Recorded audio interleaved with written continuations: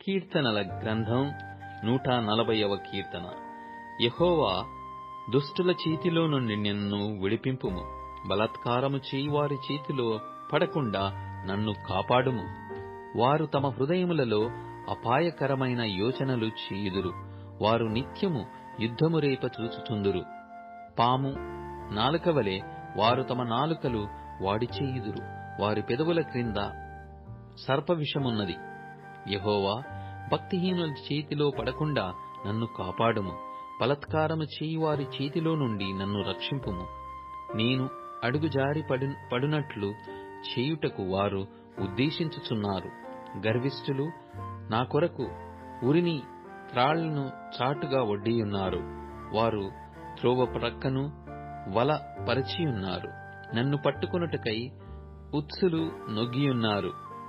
అయినను నేను యెహోవాతో ఇలాగు మనవి చేయుచున్నాను.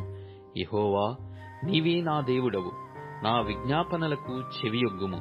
ప్రభువైన యెహోవా నా రక్షణ దుర్గము.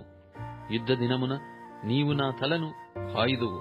యెహోవా, భక్తిహీనుల కోరికలను తీర్చకము.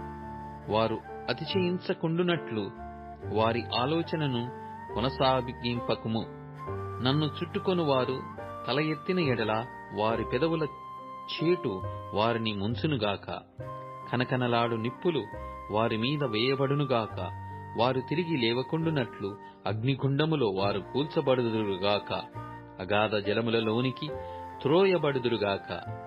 కొండెములాడు వారు భూమి మీద స్థిరపడకుందురుగాక.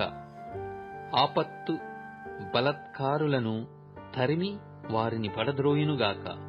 బాధింపబడు వారి పక్షమున యెహోవా వ్యాజ్యమాడుననియు దరిద్రులకు ఆయన న్యాయము తీర్చుననియు నేనెరుగుదును. నిశ్చయముగా నీతిమంతులు నీ నామమునకు కృతజ్ఞతాస్తుతులు చెల్లించెదరు. యథార్థవంతులు నీ సన్నిధిని నివసించెదరు.